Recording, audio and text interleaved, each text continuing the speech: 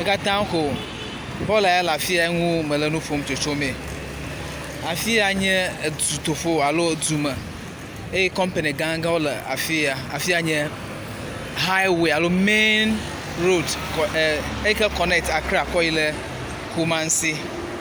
Inye akpo miele ne yakwa ekran traffic light anye ya. Azon fees ado don ta ba avumo le moajo. Akamenye he maglomolota bola nwu me enu fom chochome bola nye lafia. Afia ba trozu rubbish damp afike over le bola komdo amasia me vale bola komdo afia azon me alo ayewo so municipal assembly kra cover afia kra madzio ya bianye be enyake glomole anu ya de okoma bola ya lafia okoma nyake glomole chungu aluru ko officer ko no chokwa Achowa tu amope store. Afia nye du eni ya dume pa nye ya. Iya over dam bola. Amade kama chode kala mo. Amagama gon la fia tom. Police magama gon minister so amagogo zan. Afia ko to na nye ya. No fia mo le bola ya kwam la fia. Ta doki ha o mo le chongu. Even company akela fia na be si woman iya doki company gampa manye via Hong Kong Ghana fia o na machineries o pa wole nya o pa glingonyi ya bola lale ta hwanya ke glomole ko kure bola nwo mo poma anu ya la fia awuji ndeka alo no fia ba security me la fia le afia nwu jono nye be amade ko bola wa tro la fia wa kwea. If you know you have security, grammar pomodi, I'm a gun to a killer, don't la fia hadi. Nyaki glomo la cocucum, then we move poma. I'm a boboza la fia to even TV station cran, terra a fia, Siganya, Atinka TV. Adum TV kata, Joy FM kata, Joy News. Allo, ania, multimedia in general, qua. Here, I'm a dizilla a fia go. Ella bear 150 meters away. Lafia. Atinka TV kra. Ella bear 20 meters away. Lafia. Tai hade. No fia be mo la nu yakata komoa. Amada kama nyaraka glom chungu. Ne mi akwe kra police ma kumoto vai. O kata de no fia be anu nya kpo lafia ko amasi amazinpi opon mo le concern adaka raise mo. Alona ameke kobola fa kokora fia la meke kona bola la fia unto honde afia bola ko tepo nye kona bola de anya ikata bebie tanya kpomiele aveno enia Accra lo circle to Kumasi road in afia ta even small time traffic babaga avia traffic hano na fia ntopa manye traffic manye vion tabe bianye ba amokata levuma awia kata watona la fia nye heke traffic le no kla amokata levuma de monu yakata pomoa mole kata poma ekata bebia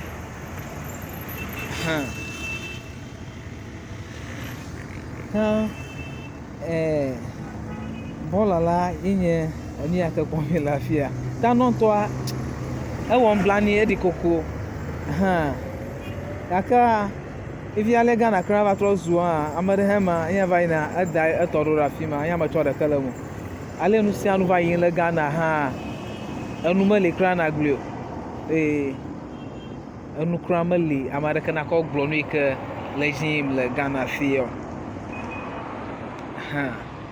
enumeli krama de kana glo egbeglemo enyo meti gboglogo via democracy and tokra ma dom le Ghana fio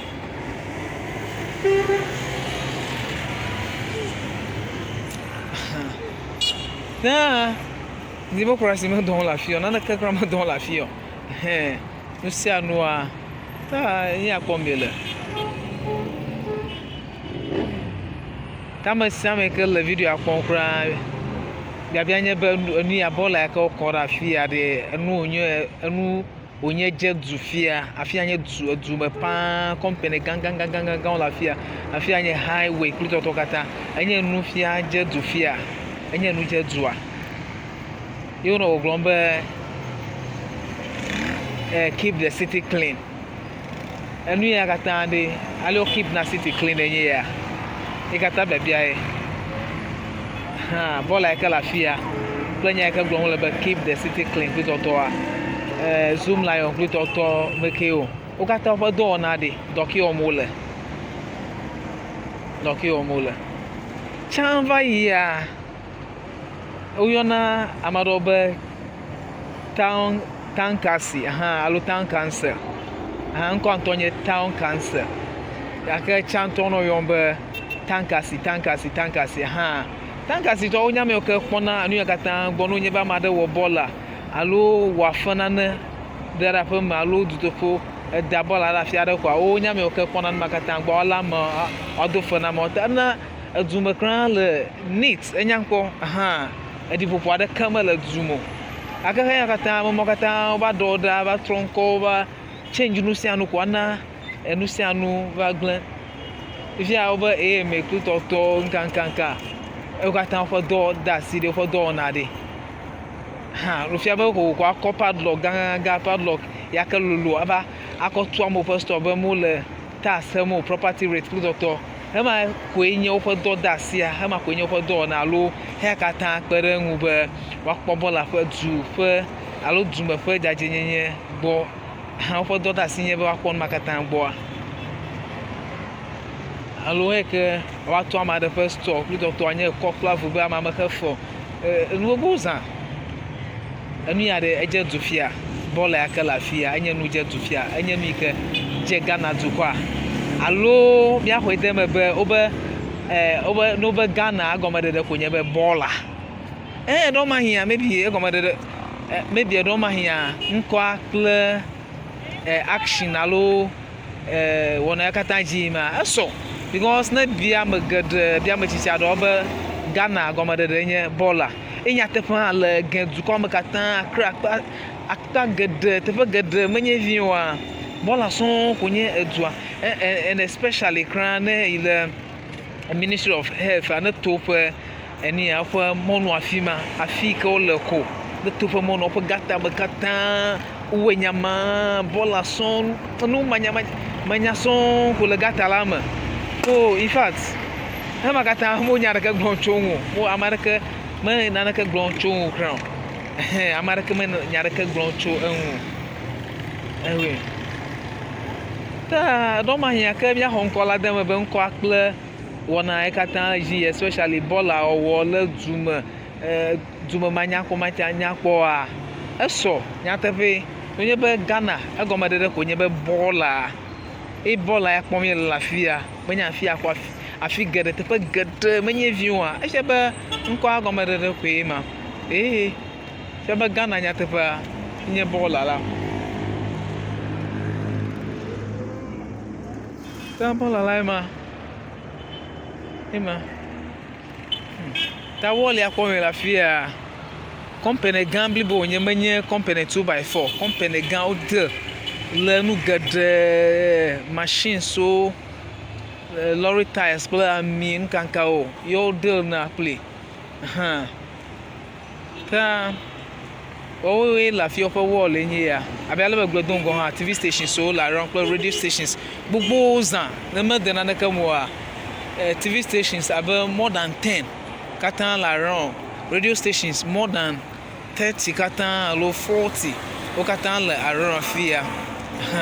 ya kanu fia bo katan mo le nu ya katan pom enya ke glomo le media publicity katan de nka mo le ko kukum de enwu e katan bia azon ha no nyebo oti wo publicity okure nu ya wu ofonu chonwu maybe your campaign against you ya kata maybe anya be owo galo mo ogo edo ma hin awe edo ma hin ma we o eni ata be edo ma hin ma we aga na mo cho de kele na ne kama le du kwamo de kama chole me ya ekonye nu ya le edzi le Ghana dukɔ me ɖeke matsɔ le me konye nu ya ke le edzi le Ghana dukɔ me wo katã va le efu ɖem enye nu fu ɖem paa menye vi enu mele kra ma ɖeke na glo mekpɔ mɔ na glo ne bi agble pe ke eɖe fu ɖe o enuma ta me be democracy ame dɔn mo no be democracy excuse me le English me be government by the people for the people and to the people je be democracy ame sia me have right agblɔ nu yi ke fu ɖem ɖe alo nu yi ke fu ɖem le dukɔ me agblɔ eƒe susu aɖe nu gɔme gake fifia mele nenem o mekpɔ mɔ administration mi le fia alo era me ke mi le fia alo period me ke mi le fia so 2016 va da sine 2021 ya me ke mi le fia mekpɔ mɔ ame aɖeke mekpɔ mɔ na ɔni o ne menya nu vovoa ne game le asi yawo de ge mɔ gatɔ ko mo yina mɔ ne nye be nye gatɔa ne wɔnu gbegblẽ aɖe fifi la ya woasi de ge le mo fifi la ya nɔ gake ne game le asi wo nye hiãtɔa wode ge mɔ woade wo mɔ ne nye innocent kra wode ge mɔ ɖɔ ma hiã naneke mawa woade wo mɔ kple tɔtɔ katã yenye enu ya ke le edzi le Ghana fia ta katã ele efu ɖem ta me gagblɔm bɔla la nyi ma ta katã akpe na mi eve nyigba TV ya kpɔ mi le azɔ mi dzagbagba mia like video so mia ma mi ga forget o mi subscribe na miaƒe YouTube channel mia gbagba dze every day mi le enyadzɔdzɔm kɔm le miaƒe mɔwo dzi dɔ mi to ʋegbe me ta kpekpeɖeŋu ya ke miata wɔ na miwo hã ne miantɔ mia ɖokui kple ame aɖe hã ye ko nye be mi dzagbagba mia ama videoa mi share mia like mi subscribe na miaƒe YouTube channel mi follow mi le Facebook Instagram Twitter WhatsApp afi sia afi akpe